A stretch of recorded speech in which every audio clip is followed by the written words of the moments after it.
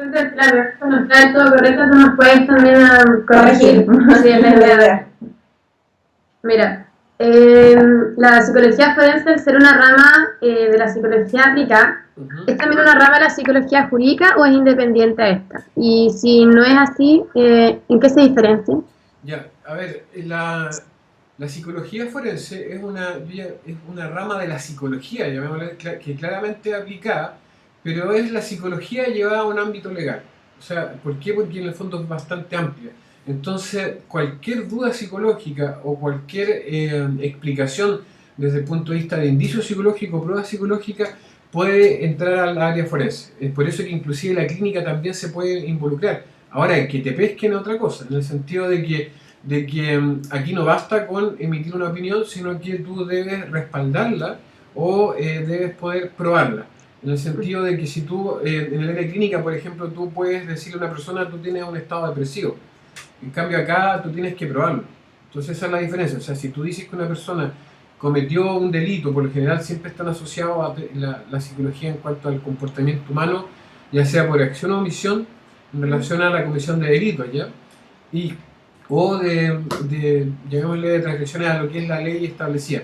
Porque no solamente tiene que ver con crímenes ni delitos, sino que también se desarrolla la psicología forense en lo que es el ámbito civil, penitenciario, en el tema de la mediación, el tema de familia, temas laborales, entonces pero en general, mira, la psicología forense, como les estaba explicando, es la psicología adaptada a el marco jurídico o legal que tiene y que guarda relación con la legislación local, ¿ya? Porque no es lo mismo la legislación local de Colombia que la chilena, pero en el fondo es lo mismo, o sea, coinciden en el sentido de que el profesional de la psicología que va a un juicio oral debe, entre comillas, conocer o adaptar su ejercicio laboral a lo que es la ley contemplada, los tiempos jurídicos, los plazos jurídicos, etcétera, etcétera. Ahora, ¿en qué se diferencia la psicología jurídica? La psicología forense, como les digo, cualquier psicólogo puede, entre comillas, llegar al ámbito forense. ¿Qué significa forense? Es de juicio oral. O sea, eventualmente usted el día de mañana, como clínica, son requeridas y van a un juicio oral y si después siguen siendo requeridas por uno u otro organismo, entre comillas, podrían decir yo soy psicólogo forense, porque en el fondo voy a juicio oral, trabajo en juicio oral. Ahora, la psicología jurídica es más específica y requiere justamente conocer de leyes. Inclusive el psicólogo podría participar de la elaboración de una ley, y que sí debería ser, porque en el fondo las leyes justamente al tratar con conducta humana, ¿qué mejor que los psicólogos podrían, entre comillas, colaborar con los abogados, con los magistrados para el desarrollo de una ley? Por ejemplo, la ley de antidiscriminación. Lo cual en la práctica no ocurre, ¿eh? Y eso es grave, y eso es porque a veces en el fondo yo he discutido que una ley de discriminación no sirve, porque en el fondo uno debería promover una ley pro empatía, ¿me entiendes? O sea, más que una ley Entonces ahí falta la mano del psicólogo. Y el psicólogo jurídico, forense, es aquel que tiene conocimientos de leyes.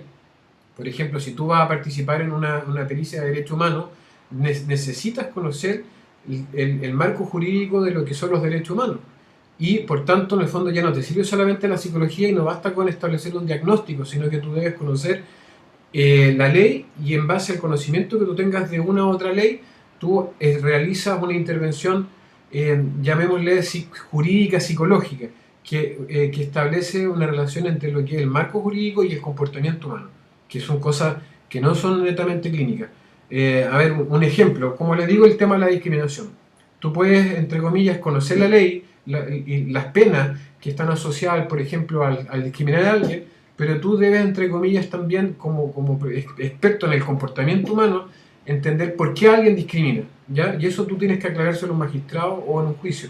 ¿Por qué, entre comillas, una persona podría tener la motivación de agredir a otro, inclusive asesinarlo, por el hecho de pensar distinto, por el hecho de considerarlo diferente por un tema de condición sexual, etcétera, etcétera?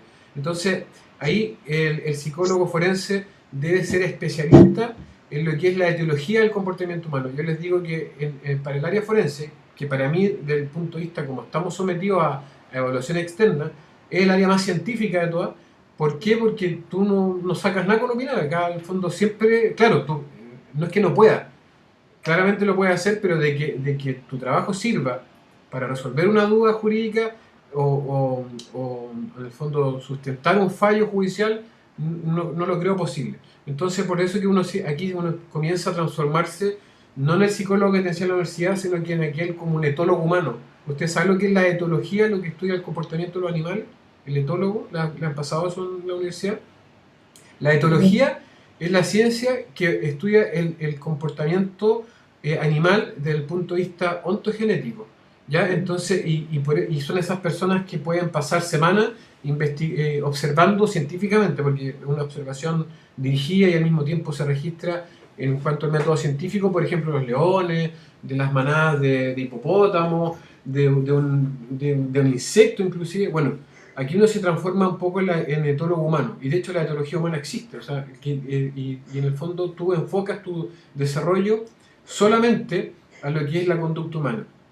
Y cuando tú hablas de psicología, en el fondo, en el punto de vista del presente, la psicología científica, es cuando justamente tú te concentras en la conducta manifiesta o observable. Eso es lo más científico que puede haber, porque en el fondo tú la puedes medir, la puedes registrar, puedes identificar patrones y al mismo tiempo inclusive puedes predecirla, porque nosotros no somos originales. O sea, todos los delincuentes, todas las personas, inclusive tenemos rutinas. Y por tanto, si tú las sabes identificar, tú puedes predecir el comportamiento humano. De hecho, para allá va el futuro de la psicología. Entonces, ¿qué es lo que es la psicología desde el punto de vista? Si me la pregunta un juez, yo le digo el estudio del comportamiento humano y los procesos mentales que subyacen a esto. Yo no estoy hablando del inconsciente, ni de la psiquis, de cosas que yo no puedo, entre comillas, medir, cuantificar, observar, ni tampoco, en el fondo, ya me transformo en un opinólogo. ¿Te fijas? O sea, si yo voy con la formación clínica, que es la tradicional, tengo muy pocas posibilidades de que un magistrado me considere en cuanto al fallo.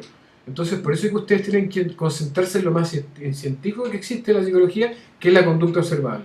Entonces, para que ustedes comprendan, nosotros podemos diferenciar la psicología en dos grandes focos, que es la psicología física, la de la conducta manifiesta, la que maneja el profiling o los profilers, y la psicología metafísica, que es la de Freud, la psicología clínica, la que habla de la enfermedad mental, del inconsciente, de la psique, en el fondo todo lo que tú, porque el ser humano es físico-metafísico. Ustedes me ven a mí, yo las veo a ustedes, las podría describir, ¿cierto?, en un juicio, pero yo no sé lo que están pensando, a pesar de que están pensando. Ahí está la parte metafísica. Entonces, si yo voy a un juicio, yo tengo que concentrarme en la psicología física, en la que puedo observar. Y yo puedo decir, en el fondo, acreditar que ustedes son estudiantes de psicología, pero no puedo acreditar, no puedo probar que ustedes son discriminadoras, por ejemplo. Porque a mí se me ocurre, porque yo no sé, no me puedo meter en su inconsciente, en su consciente, en el fondo en la psicología metafísica. Entonces, esa es la gran diferencia. Poder como saber todas las cosas que va aplicando como pruebas a las personas y todo, y qué... sí, claro, ¿qué tipo de, no sé, pues de pruebas o diagnósticos se les podrían hacer a las personas para determinar su... Sí, a ver, el trabajo que uno hace acá son como auditorías. En el fondo tú lo que debes establecer como el trabajo, a ver, parece que fuera complejo, pero yo encuentro que es más sencillo que el tema de estar especulando. Justamente se trata de establecer la correlación del hecho delictual, materia de investigación, con la conducta humana. ¿Ya? En el sentido de que la verdad de los hechos, esa es la verdad que nosotros podemos acceder, es lineal, tiene un antes, un durante y un después. ¿Ya? Por ejemplo, si alguien abusa sexualmente de un menor, tú debes, entre comillas, tener la habilidad de poder identificar todos los elementos que en el fondo hacen que la acusación sea creíble. Entonces tú valoras la historia del abusador, el abuso propiamente tal y las consecuencias del abuso, y en base a eso tú puedes establecer de que es altamente creíble que la persona haya sido abusada y que el acusado o el sospechoso sea realmente un abusador, ¿me entiendes? Pero yo ya me alejo un poco de lo que es solamente el testimonio, porque está claro que la gente miente, los niños mienten inclusive, es un mito que no mienten. De hecho, una película en Cannes acaba de ganar un premio el fin de semana, porque justamente es un caso emblemático de un niño de 5 años que metió preso a un profesor y fue sometido a escarnio público. Y de hecho yo personalmente, ustedes lo pueden observar en mi página, tengo varias denuncias ante la Comisión de Derechos Humanos. Imagínense que en este minuto hay una persona que está condenada a 10 años y un día por violaciones reiteradas en circunstancias de que la víctima es virgen. y es una prueba científica, o sea, fisiológicamente es incompatible con la acusación. Entonces ahí usted da cuenta que ya no es algo que yo esté diciendo porque se me ocurre. Al contrario, si yo establezco de que una persona no es sospechoso de un delito, es porque tengo este tipo de sustento. Entonces tú tienes que manejar varias áreas para poder intervenir. Y eso es lo que tú haces. En el fondo es una auditoría. Tú analizas el proceder policial, de la investigación policial, analizas el proceder de los supuestos expertos como una fiscal, analizas la víctima, el victimario, el hecho delictual, y en base a eso tú emites un informe descriptivo y debes ir a juicio para defenderlo. ¿Te das cuenta? Entonces tú haces un trabajo caso a caso. Yo no hago un trabajo generalizado como suelen cometer errores los psicólogos que tienen una mala praxis y meten preso a gente o porque les pagan, en el fondo llegan y confirman hipótesis y dicen, no, este niño está diciendo la verdad. Entonces eso es imposible si no existe ninguna prueba psicológica que sea una bola de cristal. Entonces el psicólogo forense debe concentrarse en el hecho delictivo y analizar todas las variables que te permiten a ti dilucidar esta historia, porque en el fondo un juicio oral es una pugna de credibilidad entre una historia y otra. La contraparte, el creyente y la parte defensora. Entonces, la verdad no importa acá. Por eso es que a veces las mentiras creíbles ganan. Lo que importa es la credibilidad y quien mejor explique la realidad en un juicio oral gana. Y por eso es que el trabajo del psicólogo es fundamental en colaboración para los abogados, porque en el fondo yo me hago parte de una parte del juicio oral, en la cual me tocará a mí defender mi argumento y mi informe, ¿ya? Porque no basta con hacer un informe acá, tú tienes que ir a defenderlo y vas a ser requerido por tribunales y de manera obligatoria, ¿ya? Por eso es que tienes que tener habilidades y al mismo tiempo tener un conocimiento inclusive que se asemeja al de los abogados. Debes ser litigante. ¿Qué significa eso? Que debes saber defender asertivamente tu trabajo sin caer en la descalificación y tampoco caer en la victimización, porque yo he visto colegas que se ponen a llorar, por ejemplo, porque son atacados, pero no entienden de que esa es la dinámica del juicio oral. Cuando tú vas a tratar de hacer pedazos. Entonces esto no es una tesis. Si a ustedes les estresa una tesis, imagínense lo que significa que un abogado querellante, un fiscal o un magistrado que a veces que tenga la intención de humillarte con el objetivo de que tú justamente pierdas la tranquilidad y la claridad para ganar un juicio. Entonces el abogado es quien conduce el juicio oral, pero tú le haces la pega muchas veces. Yo en el fondo como por ejemplo en los casos de abuso sexual, en los casos de acoso laboral, de bullying, en los temas en los crímenes, a veces en los crímenes expresivos, donde hay como psicopatología detrás o existe una violencia innecesaria para cometer cierto acto, el abogado necesita el apoyo de un psicólogo que inclusive le haga hasta las preguntas para la contraparte. Entonces, yo por ejemplo dirijo abogados, he dirigido abogados, y trabajo con abogados y trabajo de manera estable en estudios de abogados y muchas veces me toca hacer todo el trabajo a mí aunque el abogado se luzca, porque en el fondo él es el que va a un juicio al final y hace él desarrolla una apertura y una clausura desde el punto de vista de lo que es el inicio del juicio y la finalización del juicio oral, pero ahí hay mucho de mi trabajo. Entonces eso es básicamente, y ahí ustedes se dan cuenta de que son otras reglas, otro paradigma.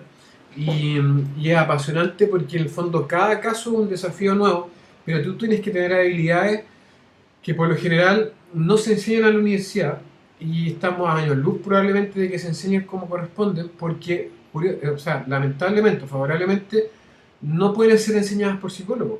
Por eso que yo me fui un poco a la criminología, al derecho, mis compañeros de postítulos fueron todos abogados, jueces, policías, periodistas, no fueron psicólogos.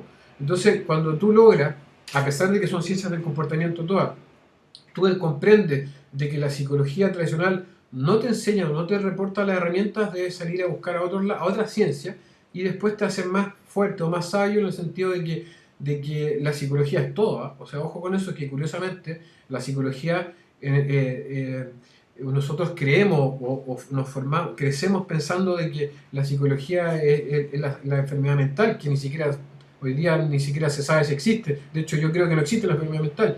¿Ya? Entonces, la psicología es el comportamiento humano. Y fíjense, cuando hablamos de comportamiento humano, la psicología lo es todo. O sea, la psicología es justamente toda la expresión y la realización humana.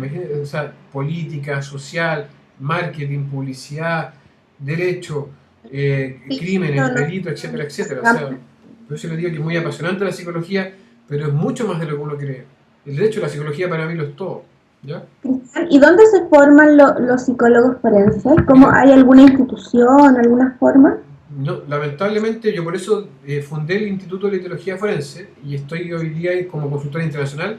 Imagínense que estoy siendo requerido por diferentes países y fui invitado hace poco como visita ilustre a La Paz en Bolivia por un congreso y además por la Asociación Boliviana de Psicología Forense. Lamentablemente, como les digo, yo me formé en evaluación psicológica forense en la Católica, la Pontificia Universidad Católica de Santiago, psicología forense aplicada a la investigación criminal en la Universidad de Chile y el resto en España. Lo que es profiling, todo lo que es la mediación, justicia penal en la Universidad Española. Pero fíjense que es como un popurrí que tú lo haces, no hay nadie que se concentre en entrenar, porque esto es un oficio. Esto, a ver, la gente confunde, y los colegas confunden mucho eso, tratan de obtener un magíster, un doctorado, y eso no te sirve nada. Yo les digo que yo he visto sucumbir a colegas con grados de doctores, porque en el fondo sigue siendo un opinólogo. O sea, en el fondo tú no puedes ir, insisto, tú intervienes un caso a caso. Da lo mismo tu currículum acá.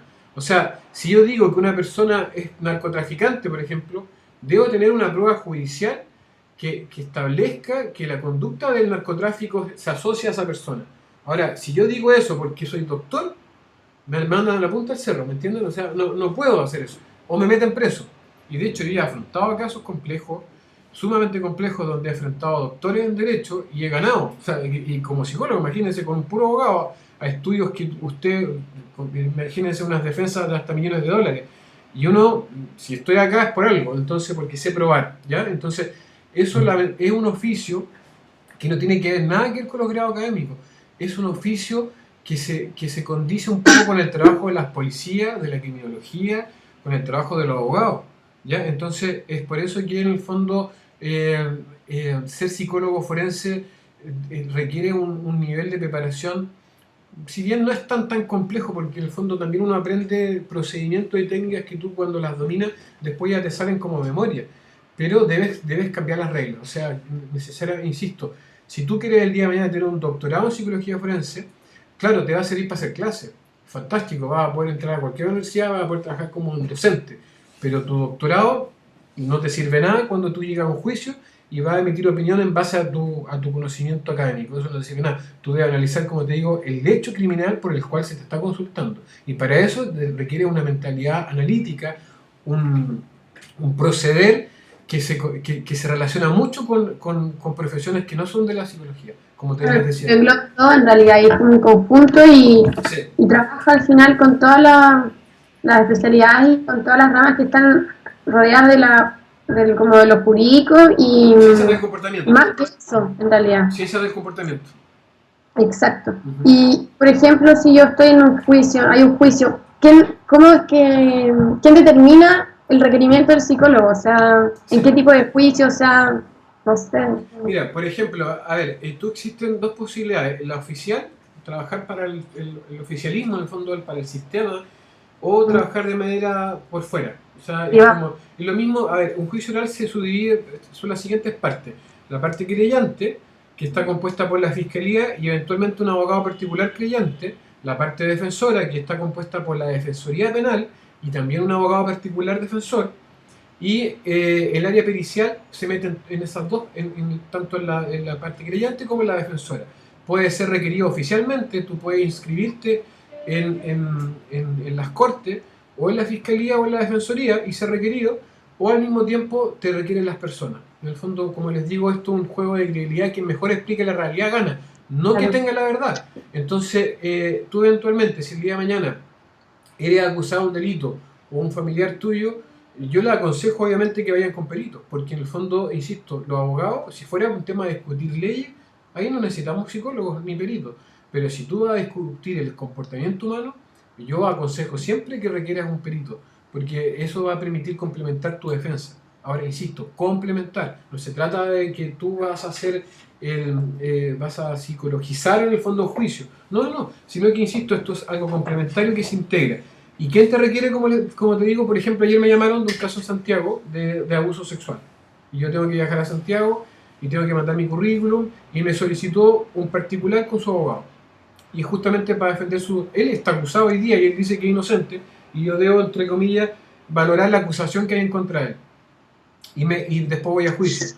Entonces el abogado me ingresa formalmente al juicio como parte de la prueba, va a presentar mi informe, y yo el día de mañana me van a decir día y hora para poder defender ese informe. Y me van a tratar de hacer pedazos la contraparte, me van a tratar de decir usted acá, usted le pagaron, usted está mintiendo, y van a decir un montón de cosas. Y así es, uno ingresa a los juicios. Y uno, Pero ¿qué pasaría, por ejemplo, si en realidad, si a ti te pide ayuda esta persona que está acusada de abuso sexual, ¿sí? y es culpable, y tú realmente sabes que es culpable, Sí. y tú sigues trabajando o Sí. realmente... Eso es importante, y el tema ético es importantísimo, y cada uno, existen los mercenarios y existen las personas que hacen lo correcto. Yo hago lo correcto, y yo siempre les digo a las personas que esto es un tema matemático, simple matemática. Por ejemplo, si alguien te acusa a ti de abuso sexual, y yo encuentro, eso se llama, hay una revelación de abuso. El niño reveló un abuso y hay una acusación, pero no existe confesión, no existe prueba fisiológica, no existe prueba testigos oculares, no existen testigos presenciales, ni siquiera de contexto. Entonces, y por otro lado, te das cuenta de que la mamá se acaba de separar del papá, que la mamá presenta trastornos psicológicos anteriores. Entonces tú dices, la credibilidad empieza, la valoración de la acusación empieza a disminuir. Entonces yo le digo al magistrado, mire, 3 versus 10, eso es mi trabajo. O sea, hay 3 elementos que establecen una probabilidad de abuso por parte de esta persona versus 10 elementos que dicen que no. Entonces, ¿te fijas? Yo no soy opinólogo. ¿Y cuáles son los elementos? Se los indico y los menciono y los entrego por escrito, y además los defiendo después. Entonces yo digo, porque insisto, si vamos a equivocarnos, yo no soy Dios, tampoco tengo una bola de cristal, pero sé perfectamente que si me voy a equivocar, o si el sistema se va a equivocar, mejor que se equivoque con un culpable. Porque si el culpable de abuso es un enfermo o tiene una necesidad de abusar de niños, tarde o temprano va a volver al banquillo.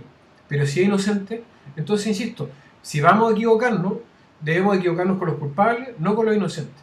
Y curiosamente en Tengo Chile... una pregunta igual. ¿Esto de la psicología forense se incorpora a los juicios orales con la reforma procesal o desde antes ya se usaba? No, con la reforma procesal.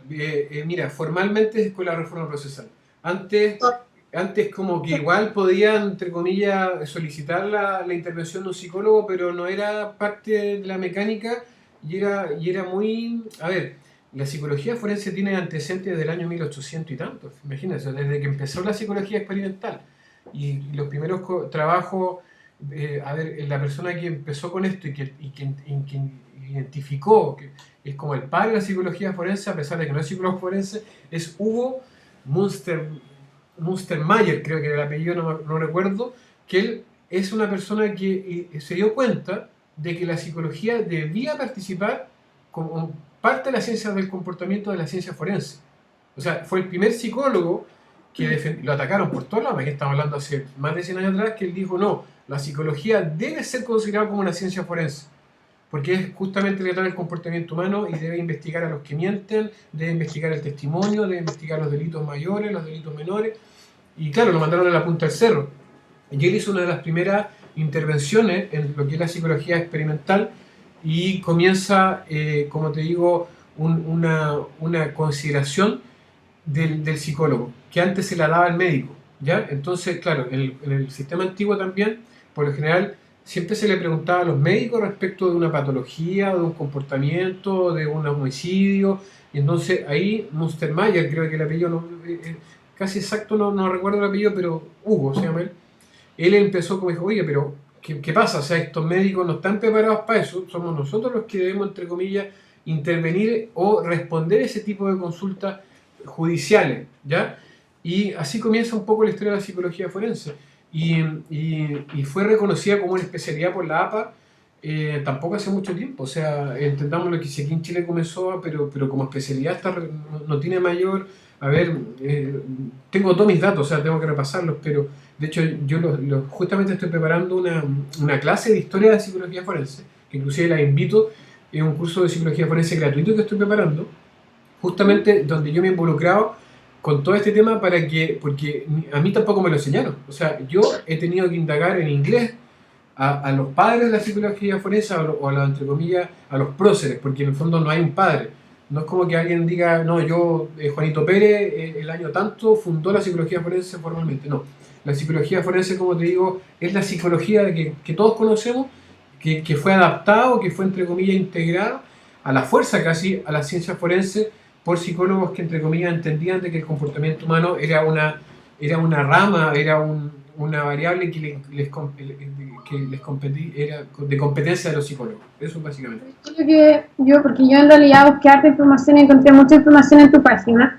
Y la cosa es que ahí salió, de hecho, lo de los cursos. Esos cursos, en realidad, yo vi que están abiertos a todas las personas, que en realidad uno tiene que ser psicólogo para especializarse en psicología forense. O sea, sí. En realidad es como algo que puede, o sea, cualquier persona puede llegar y especializarse en eso y todo. Eventualmente la psicología forense la puede unir cualquiera, porque es algo que, a ver, tú puedes decir, yo sé de psicología forense, pero una cosa es saber y otra cosa es aplicarla. Entonces, tú no puedes, a ver, cualquiera puede aprender de psicopatía, cualquiera puede aprender de sociopatía, de psicología forense, pero no cualquiera puede ser psicólogo forense porque claramente necesita ser psicólogo. Pero la psicología forense ofrece respuesta a la etiología del comportamiento humano que le compete a los tribunales. Por eso que la psicología forense puede aprenderla a un abogado, puede aprenderla a un sociólogo, puede aprenderla a un policía, porque en el fondo te resuelve tus dudas. Pero hay un tratamiento diferencial, o sea, el litigante, el psicólogo litigante, ya no, o sea, tú tienes que claramente ser psicólogo, no puedes, entre comillas, decir soy psicólogo forense, es como el engaño que se prestó con el tema de las carreras de criminalística. La criminalística es una especialidad que cualquiera puede estudiar, inclusive un arquitecto, ¿ya? O sea, pero de ahí a que ¿quién va a tener más credibilidad? ¿El psicólogo que es experto en criminalística o el criminólogo que es experto, pero no tanto un arquitecto, pero él también puede estudiarlo? Pero no existe la criminalística como licenciatura. O sea, yo no digo soy criminalístico, o sea, no. Es un complemento en realidad. Justamente, entonces la psicología forense es apasionante porque trata con lo peor del ser humano y al mismo tiempo con lo mejor. Porque a mí lo que me gusta de la psicología forense y lo que he aprendido es que para poder comprender la delincuencia debes estudiar curiosamente a los que no delinquen, ¿me entiendes? Entonces, lo que no se hace. Pero eso es lo que yo estoy haciendo y me ha dado muy buenos resultados. Entonces, lo que yo te quería preguntar es si lo anterior sobre cuando te pedían que tenías que, por ejemplo, en el caso de los abusadores, en realidad tú no tienes que estudiarlo solo a él, en realidad tú tienes que estudiar a todas las personas. Entonces, si te contrata a él al final, terminas estudiando a todas las personas, en realidad. Sí, todo el hecho criminal, el hecho supuesto de abuso. Por eso es que es complejo y tienes que tener una habilidad. Por ejemplo, yo no tomo, no fumo. Lo que más invierto en mí son mis neuronas para poder estar un poco lúcido cuando llego a este tema, porque es un tema muy complejo que requiere mucha lucidez, ¿ya? Y porque yo no puedo opinar, porque el día que opine y cometa un error voy a tener ese cargo de conciencia para siempre. Entonces, yo lo que hago justamente es identificar variables y suma-resta. O sea, si tengo 10 contra 1, lo hago ver. Si hay 5 contra 5, lo hago ver. Si hay 4, pero da lo mismo que yo siempre digo eso. O sea, yo voy a describir lo que encuentre. Yo no omito ni tampoco opino. Tiene que estar algo comprobable, ¿no? Sí, porque en el fondo es lo mismo. O sea, si yo digo que alguien tiene prueba, la diferencia entre es un tema, ustedes tienen que aprender eso. O sea, en el área forense se habla de prueba y mérito, así como se habla de dolo y culpa. Por ejemplo, en el caso Tsunami, Bachelet claramente no tiene dolo, por ejemplo, pero la están acusando de que tiene culpa o responsabilidad. Y eso, desde el punto de vista penal, es real, ya es objetivo, llamémosle. Lo mismo que en el caso, en un tema de prueba y mérito. ¿Qué significa prueba? Cuando existe una evidencia o un indicio concreto, plausible, acreditable, que cualquiera puede, entre comillas, identificar, aunque no sea especialista. Y el mérito es cuando probablemente no existe una prueba, pero existe un mérito porque existen a lo mejor un conjunto de indicios indirectos que te permiten a ti hacer una inferencia respecto de una supuesta participación o culpabilidad de alguien. Entonces, ¿qué pasaría si, por ejemplo, en realidad las personas no están abiertas a como una examinación y tú necesitas hacerlo? Lo interesante de todo esto, que tú no necesitas conversar con las personas. El ADN conductual es potente. O sea, por ejemplo, si yo quiero investigarte a ti sin que tú no me digas nada, yo lo puedo hacer. Voy a ir de manera indirecta, voy a saber, por ejemplo, dónde estudias, qué es lo que estudias, si tienes antecedentes mórbidos, si tienes antecedentes penales, ¿te fijas? Si tú no que me digas nada. Entonces, de repente, si a ti te ves involucrado a ver, pusiste una bomba, por ejemplo, y digo, ¿sabes qué? Tú claramente me vas a decir, no, yo no soy inocente o no he puesto ninguna bomba. Pero si yo empiezo a indagar tu vida de manera indirecta, voy a llegar probablemente a establecer de que tú a tal hora, a tal día estuviste justamente cerca de donde pusieron la bomba. Entonces yo tengo que, eso lo hago ver, ¿te fijas? Pero no, yo no necesito entrevistarme con la persona, yo analizo el comportamiento de manera retrospectiva y analizo, insisto, dime lo que hace, cuánto lo hace, cómo lo hace y te diré quién eres. ¿Ya? O sea, esa es la premisa de un forense, que puede acceder a una realidad. Yo estoy escribiendo algo que lo presenté en el Congreso justamente, que es existe una paradoja respecto de la mecánica cuántica, de la física cuántica, que establece que un electrón, el experimento de Heisenberg, que es del gato, no sé si han escuchado una paradoja, que está un gato encerrado en una caja con un circuito, y el gato, entre comillas, tiene un plato de leche, y si el gato se toma la leche, se activa el dispositivo, un veneno, y el gato va a morir. ¿Ya? Entonces, un físico estableció de que los electrones tienen posibilidades, que existen como dos realidades paralelas, en las cuales el gato está vivo y está muerto, porque los electrones tienen la capacidad de tomar dos caminos al mismo tiempo. Ahora, eso es la física cuántica. Ahora, en la física conductual del ser humano, de los que son los cuerpos calientes, ya más caóticos, como le llaman los físicos, eso no es posible. Pero, por tanto, pero ahí empieza mi trabajo, en el fondo, que yo estoy desarrollando un algoritmo para predecir el comportamiento intelectual en tiempo real, que trata sobre esa paradoja del gato. Porque si bien el gato no está vivo ni muerto al mismo tiempo, como también nosotros las personas no somos culpables e inocentes, sino que somos lo uno o lo otro, tú debes acceder a una realidad y poder determinarla sin tener acceso. Pues, me explico. Si yo abro esa caja, si la caja está cerrada, ¿me entiendes? El gato está encerrado, yo puedo calcular de manera indirecta a qué hora va a morir el gato. ¿Por qué? Porque yo digo, mira, el gato la última vez que comió fue hace 10 horas atrás. El gato pesa 10 kilos, sí, perdón, 3 kilos ya. La leche tiene tanto, entonces yo puedo establecer, sabes que yo creo que en media hora más el gato va a estar muerto. Y tú la hora a la media hora está muerto.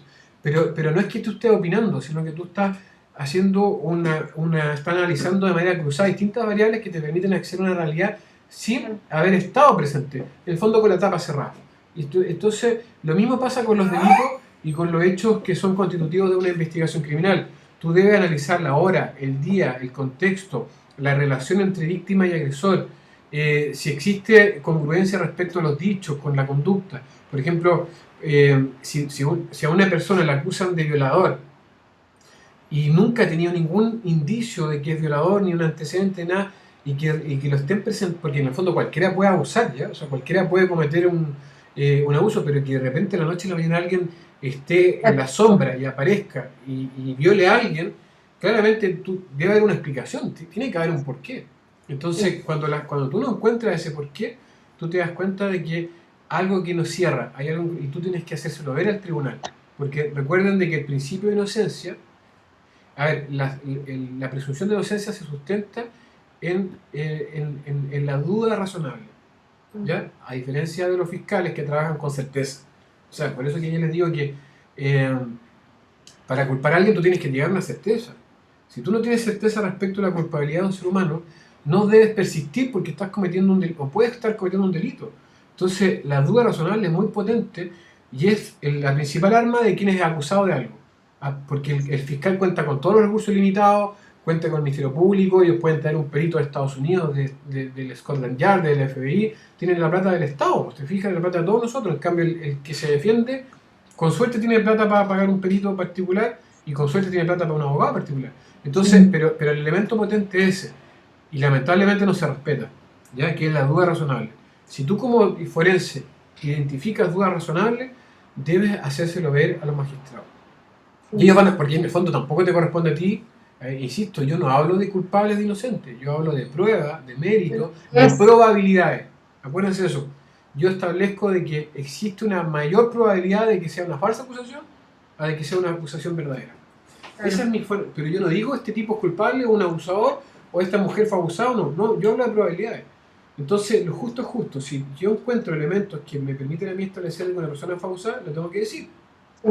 Si no, o sea, si yo solamente tengo los dichos... A ver, en Estados Unidos es tan riguroso esto que inclusive yo me podría echar la culpa de un delito, un crimen, y si no lo puedo demostrar, no me pueden tomar preso.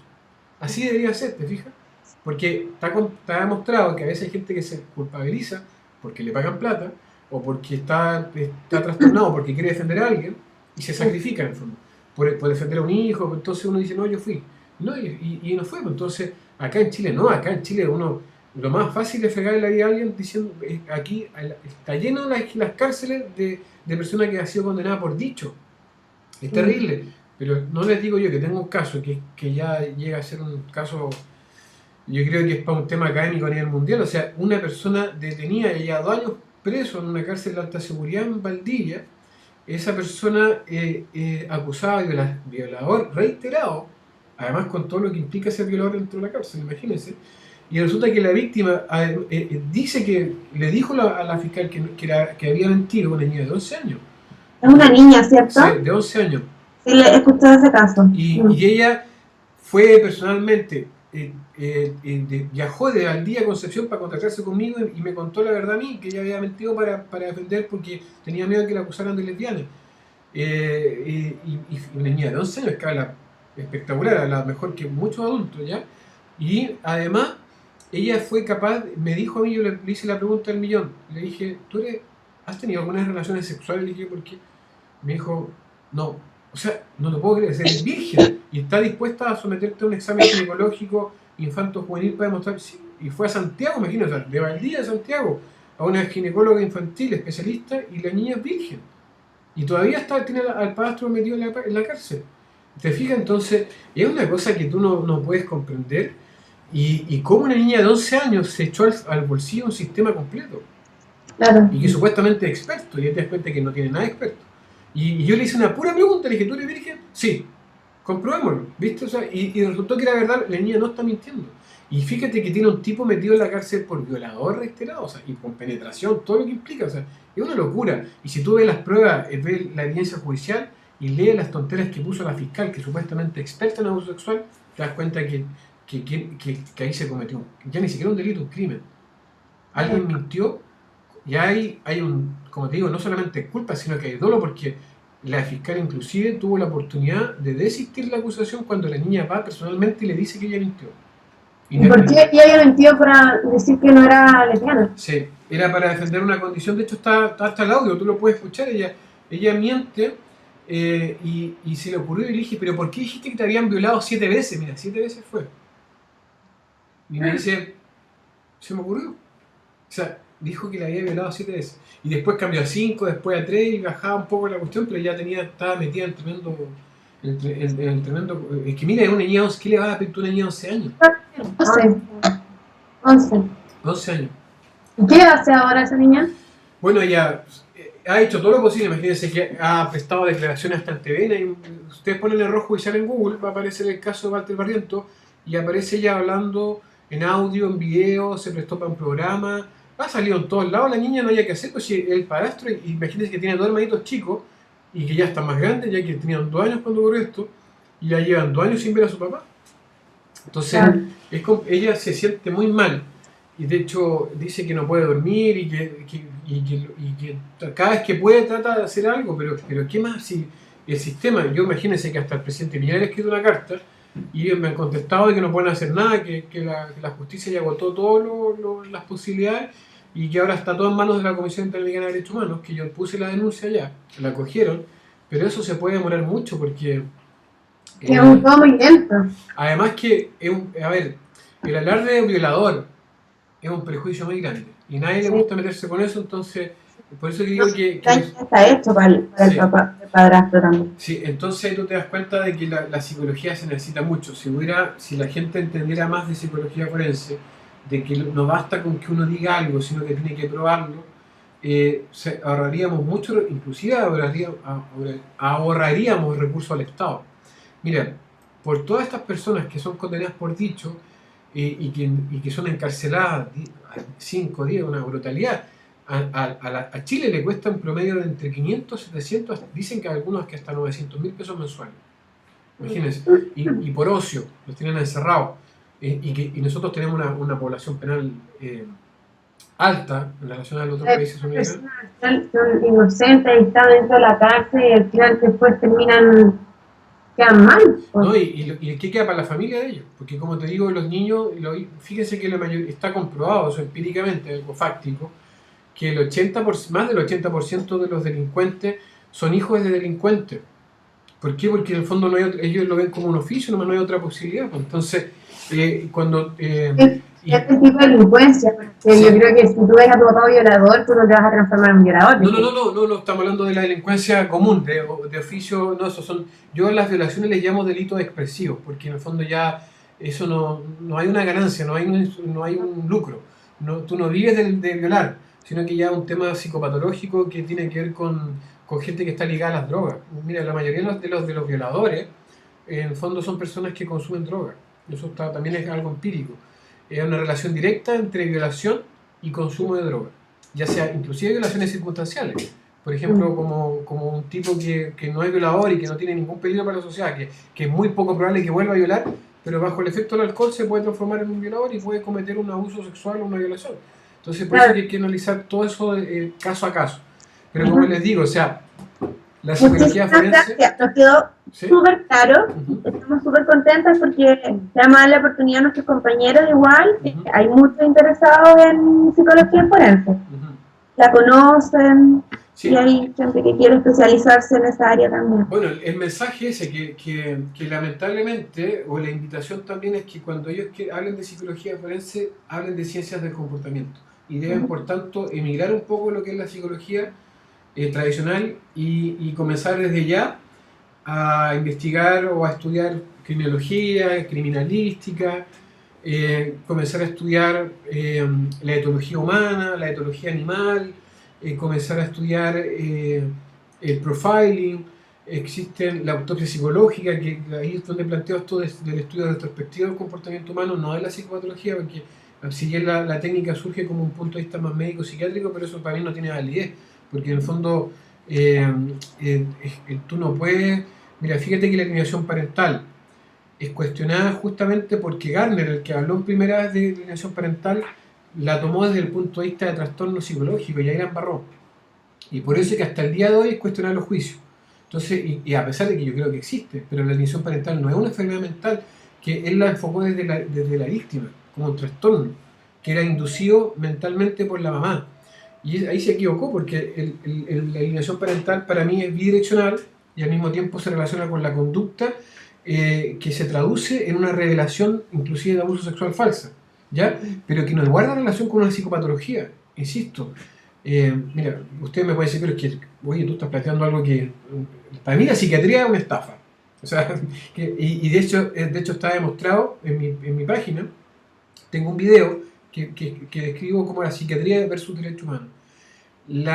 Los mismos autores del DSM-5, fíjense para mí lo chocante que significa que yo hablo de psicología forense, de psicología de la evidencia, que el director del equipo del DSM-5, de los redactores, digan que se desconoce la etiología de la enfermedad mental, y lo reconozcan, y que no sepan describir qué es lo que es la enfermedad mental.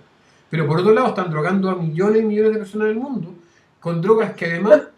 Esa es la naturaleza de la psicología nunca está concluida en el fondo, siempre... Pero es que aquí estamos hablando de algo que ya no es psicología, sino que es enfermedad mental, y que está tratando desde el punto de vista medicado. Y eso, de hecho, mira, yo crecí inclusive cuando estuve estudiando psicología, yo quería medicar, y ¿por qué los psicólogos no podemos medicar? Yo quería ser como los psiquiatras. Y yo dije, y hoy día o sea, porque claro, nosotros somos un poco acomplejados los psicólogos y queremos parecernos los médicos en circunstancias de que eso es pseudociencia, o sea, el comportamiento humano es científico, como les digo, se puede ver, pero la enfermedad mental es pseudocientífico en el sentido de que no se puede observar, y es más, los mismos redactores de los libros, ¿saben cómo ustedes establecen las enfermedades mentales? Por votaciones. Oye, claro. O sea, la celotipia es una enfermedad mental, te medican por todo, o sea, hoy día Fumar es una enfermedad mental, ser infeliz es una enfermedad mental, la depresión es una enfermedad mental, y algunos hablan de la depresión congénita. Para mí es pura mentira, yo me insisto, yo las únicas personas enfermas mentales que he conocido en mi vida, y que tengo harta experiencia porque he trabajado en psicología de la emergencia con puro suicidio y todo, son gente que consume drogas psiquiátricas.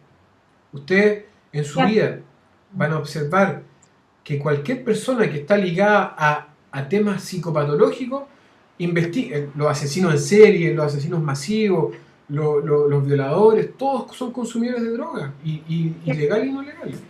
¿Pero son drogas que dices tú que son prescritas por los psiquiatras o drogas que ellos mismos consumen? De los dos tipos, que es lo mismo, y son más nocivas las de los psiquiatras a veces, eso es lo que asusta. Por ejemplo, es que una persona generalmente, encuentro que en realidad todas las personas tienen como rasgos de su personalidad que son mayores y menores, y en realidad tienen que como aprender a vivir con eso, y los psiquiatras generalmente como que intentan mantenerte en el equilibrio, mantenerte como, no sé, controlar todas esas cosas, en vez de, por ejemplo, ayudar.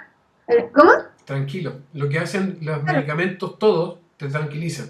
Claro, entonces la idea es que ¿quiénes son las personas más tranquilas del mundo? No sé. Los muertos. No molestan a nadie, ojo con eso, no es verdad. Entonces, lo que pasa es que entendamos una cosa. Si yo le voy a dar un caso como forense. Si yo a mí me encantan mis animales, los adoro, y les aseguro que si se muere una mascota mía, yo voy a estar depresivo, pero no es una enfermedad mental. Pero si yo voy a un psiquiatra y le cuento cómo me estoy sintiendo y todo, y le voy a decir, ¿sabes que estás con depresión? Tómate esta pichicata y me van a hacer dormir. Y voy a engordar, y voy a quedar imposibilitado probablemente sexualmente, y así pasa, y va a seguir drogado eternamente porque el negocio de ellos es vender droga, de recomendar droga. Yo les digo, esto parece que fuera light, pero es verdad, así funciona la psiquiatría. Entonces, ojo con eso. Y no es una enfermedad mental, o sea, si le aseguro que el duelo no es una enfermedad mental, ¿cómo se le ocurre esa estupidez? Y los tipos lo plantean, y está en el DSM-5, el duelo es como una enfermedad mental que debe ser medicada. Sí, lo hemos tratado en clase, sí, hemos tenido la misma discusión. Sí. Entonces, es que y no vale, esto es un tema, a ver, ojo con eso, no tratemos de ser políticos acá, porque la política, ustedes saben que pelean eternamente. Porque hay cosas que son verdad y otras verdades políticas que en el fondo los que defienden este punto. Acá la cosa es clara. Si, como forense les digo, si alguien está depresivo, existe un gatillante. O sea, no existe ninguna depresión o estado depresivo que sea perpetuo y que no tenga un gatillante. O sea, que ustedes, si son incapaces de reconocerlo, en el fondo a lo mejor es porque no han investigado la historia de la persona, pero si una persona llega depresiva a una consulta y si ustedes tienen la habilidad o la amabilidad humana de indagar por qué esa persona está así, va a encontrar siempre el gatillante, el que activa ese estado. Y que no necesariamente eso. Yo tengo por ejemplo, no sé, pues tú, realmente una persona que está mal, o sea, de los que realmente, no sé, tú dices ahora que no existe la enfermedad mental, pero por ejemplo las personas que yo creo que pueden ser enfermedades, no sé, que pueden ser asesinos, sí, y que dicen que están drogados, ¿cómo entonces dices, si no, quizás con los medicamentos los puedes tranquilizar, entonces cómo serías tú para, por ejemplo, los esquizofrénicos? Mira, yo sé de la esquizofrenia, insisto, las personas que lamentablemente tengo que decir que yo no conozco ningún esquizofrénico. A ver, ojo con los genes versus la naturaleza. Todos tenemos los mismos genes y no existe, o sea, ahora tú me puedes decir, aquí hay alguien que dice que existe, lo mismo que el forense, yo soy como juez acá. Compadre, usted no me sirve que usted me diga que hay un subgen. ¿Existe el gen de la esquizofrenia o no? No, punto, no te pueden decir otra cosa, te están mintiendo. Entonces, pero es que existe un subgen y la cuestión no. A ver, efectivamente, tú puedes te dar cuenta que el día de mañana va a tener el poder de inducir sintomatología. Y si además esa persona, si tú tuvieras el poder de drogarla, te aseguro que va a transformar a una persona en un esquizofrénico. Y va a andar viendo voces y cuestiones. A ver, ¿yo cómo mido en el fondo la disfunción mental? Yo hablo de disfunciones psicológicas, cuando tú no puedes funcionar bien. Pero, por ejemplo, ¿qué derecho tengo yo de establecer de que alguien es un esquizofrénico cuando su vida es perfecta? Cuando le va bien en la universidad, le va bien a nivel familiar, y de repente a mí se me ocurre que es esquizofrénico porque es un diagnóstico. A ver, yo les puedo mostrar 10.000 experimentos donde una persona con una misma sintomatología diagnosticada de 10 psiquiatras, 8 diagnósticos diferentes. Entonces, ojo con eso también. Entonces, claro, para mí la enfermedad mental existe, pero veamos qué la provoca. Para mí la enfermedad mental es que alguien que ha dañado su fisiología cerebral. Por ejemplo, si tú te pegas en la cabeza, yo he visto que hay gente que queda trastornada por accidentes de tránsito, que se golpea en su cráneo y pierde masa encefálica y claramente la personalidad cambia. De hecho, Sí, está por comprobado. ejemplo, podrías controlar o no sé, o ayudar a la persona si no nada ahí y los medicamentos la dejan estable. Insisto, justamente los medicamentos para lo único que sirven es para eso. Entonces, claro, si tú vas a tener eternamente dopado a una persona, no estás haciendo nada. En el fondo, cualquiera puede hacer eso. Entonces, Tratamiento psicológico. Sí, pues mira, yo estoy a punto de plantear un tema, le llamo yo la psicología, que en el fondo que cada uno podría llegar a ser su propio psicólogo, si comprendiera algo muy simple. Yo te voy a explicar, para terminar, porque a lo mejor ya nos teníamos mucho y nos fuimos a otro lado, pero quiero que ustedes lo piensen y no me crean, ¿no? Insisto, yo creo que ustedes tienen que ser críticos y deben, entre comillas, desarrollar, así como lo hice yo no me compro a nadie, yo no tengo ningún Dios ni semidios en la psicología, en la psiquiatría, de ningún lado. Yo creo lo que puedo, entre comillas, porque soy forense y porque se me exige eso, creo lo que puedo demostrar. O si no, no es más que un pensamiento político o opinología pura. Como lo mismo que critican a los opinólogos de la farándula, bueno, aquí hay opinólogos de la psicología o de la psiquiatría. Entonces, yo les voy a explicar cómo funciona la etiología, justamente, de la psicología humana, del comportamiento humano. Te voy a explicar. Yo hoy día te digo a ti, por ejemplo, estamos conversando y te insulto. Te digo tal por cual. Inmediatamente, mi palabra, mi insulto va a provocar en ti un pensamiento, que a su vez va a activar una emoción, que la emoción se diferencia del sentimiento porque el sentimiento es más largo. Tú te sientes todo el día de una forma más o menos regular. La emoción, tú ves una película, te emocionas, termina la película, se acaba la emoción. Pues ves Titanic, te va a emocionar y te vas del cine y tu sentimiento va a quedar estabilizado, ¿ya? Inmediatamente, a su vez, influye en la conducta. Tú podrías tener, si yo te insulto, pensamiento, emoción, conducta, podrías tú volver a insultarme verbalmente, inclusive apagar esta conversación. Nosotros los seres humanos, esa es la psicología, así de simple, pero eso llevado a todo lo que nos ocurre en la vida y en el día y lo que nos ocurre en todo momento. Entonces, claramente, cuando tú estás siendo sometida a actos que no tienes control, por ejemplo, que yo te insulte, tú tienes control en el fondo de lo que puedes pensar de mí o de lo que tú puedas racionalizar respecto a lo que yo te dije y sentirte. Por eso es que somos todopoderosos en ese sentido, pero tú no controlas el ambiente ni el contexto. Entonces, lamentablemente, cuando hay personas que están constantemente en el ambiente negativo, ya sea un hijo delincuente, un niño abusado, ¿qué les esperas tú para ellos? O sea, su mente está siempre negativa, sus emociones están siempre negativas, por tanto su sentimiento siempre es negativo y su conducta también es negativa, entonces esa persona no tiene casi ninguna posibilidad y además después lo drogan. Entonces, y claro, es que una estupidez dicen, es que hoy día están diciendo el cerebro de los psicópatas es diferente del de los no psicópatas, pero qué ridiculez más grande, claro, si yo soy golpeado, soy abusado, he sido insultado toda mi vida, más encima mal alimentado, y analizan mi cerebro, perdóname que diga, pero eso no es porque mi cerebro nací genéticamente así, es porque el ambiente me hizo pedazo mi cabeza. Entonces, ahí tú te das cuenta de lo que yo te estoy explicando, dónde está la clave de tu fortaleza, inclusive usted empieza a aplicarlo, porque yo lo aplico siempre todos los días, en controlar justamente la valoración racional que tú haces del ambiente.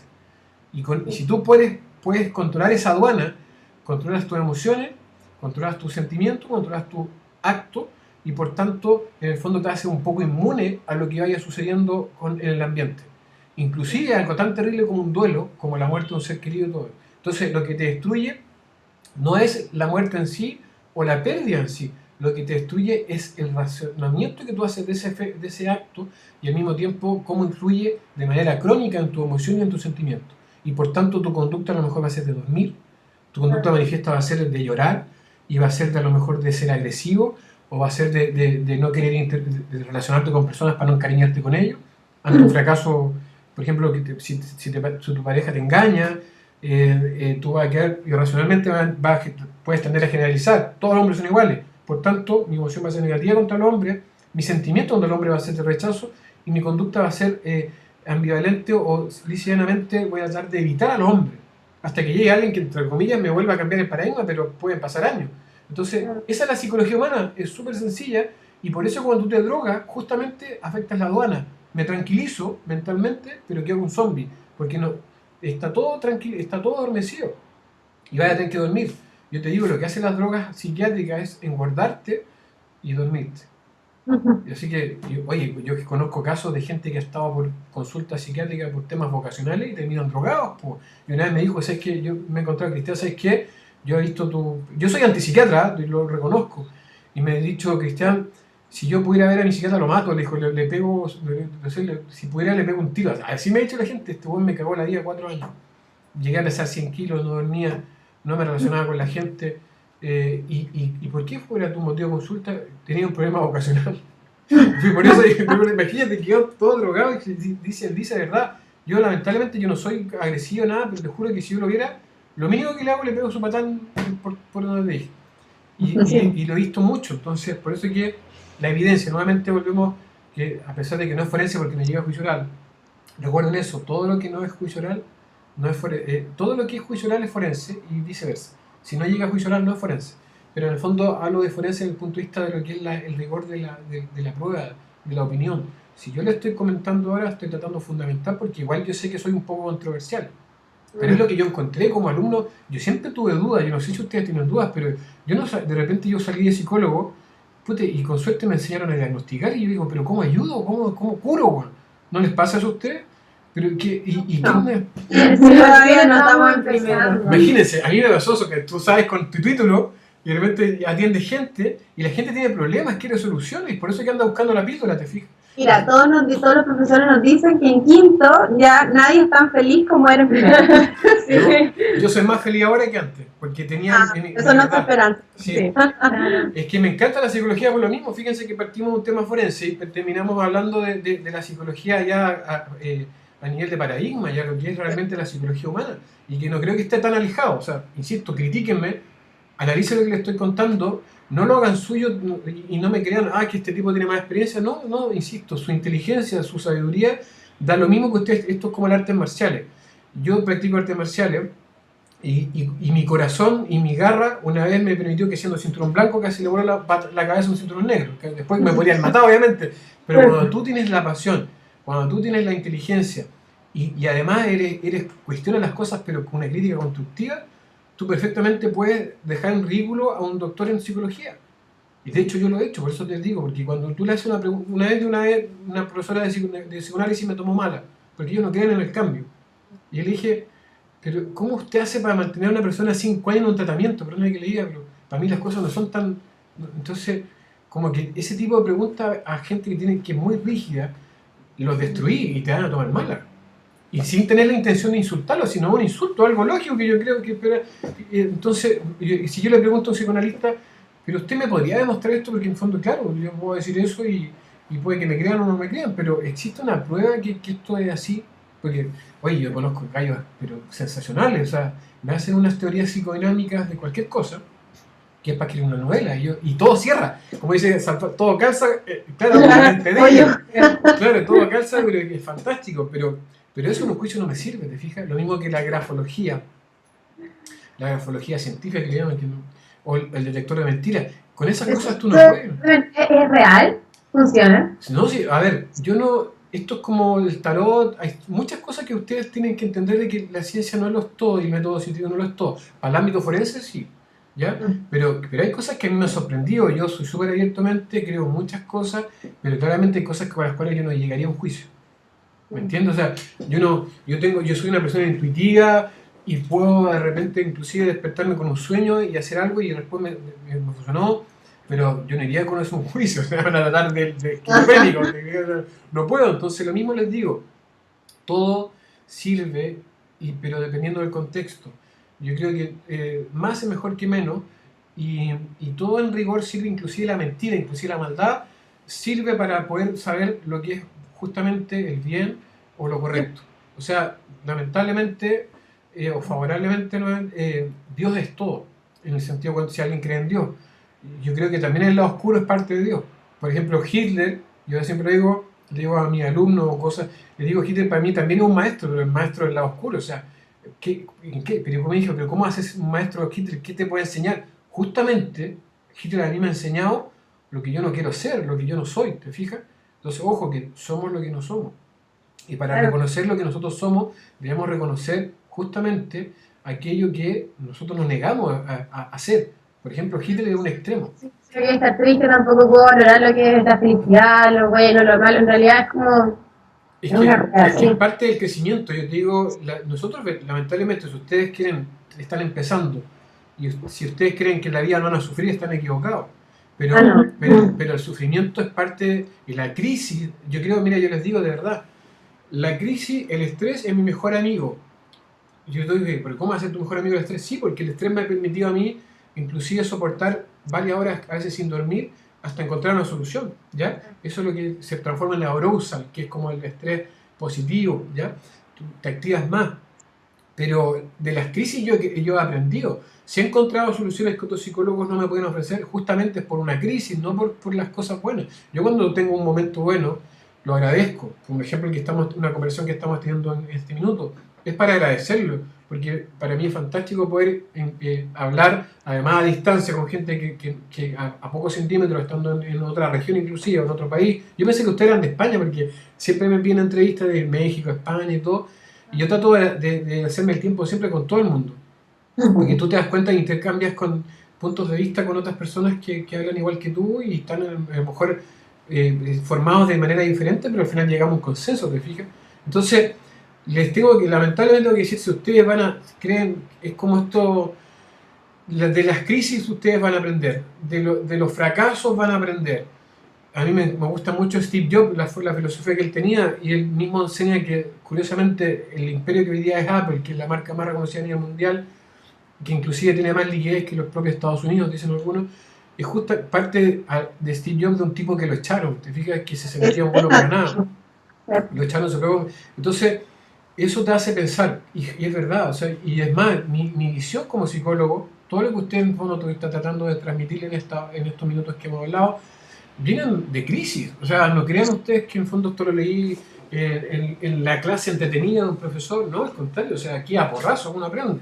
Y lo que pasa es que yo creo que además de aprender, no sé, por los libros, cosas así, uno aprende en lo cotidiano, o sea...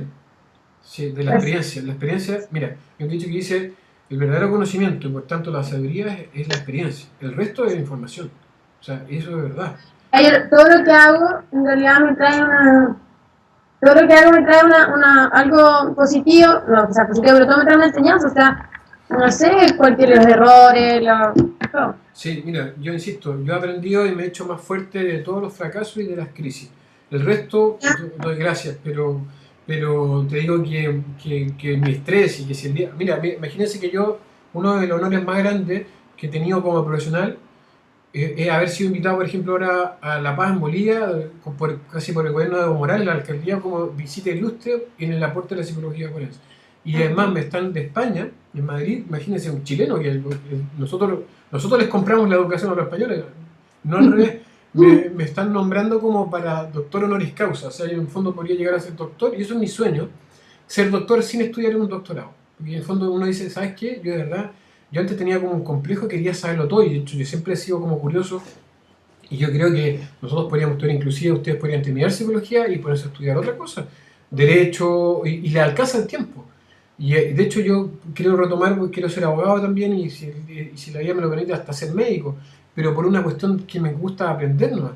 Pero también ustedes tienen que aprender a discernir si todo el aprendizaje que ustedes buscan es por un complejo de inferioridad o por el amor a saber realmente, porque el psicólogo es súper acomplejado, y les digo, siempre trata de buscar, los psicólogos son expertos en sacarle plata a los demás psicólogos, que la acreditación, que la cuestión, y que al final las mismas malas prácticas, ¿no? ¿Te fijas? O sea, y que el magíster y que el doctorado, y al final estamos toda la vida estudiando, y resulta que quien dice que si tú eres competente o incompetente son las mismas personas, son tus clientes, tus pacientes.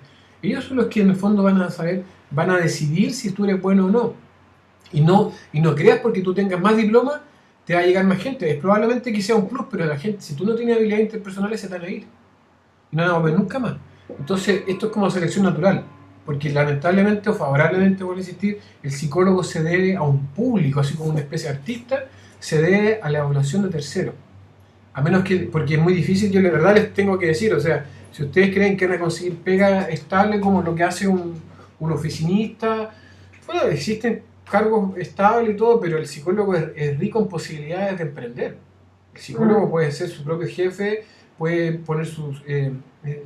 mira, nunca he buscado pega y siempre me ha ido mucho mejor que los demás psicólogos porque soy emprendedor y tengo hasta un instituto y estoy en el fondo, siempre me la he ingeniado y desde el punto de vista, yo era busquilla, o sea, por ejemplo, me metí a la psicología forense mandando perfiles a la prensa.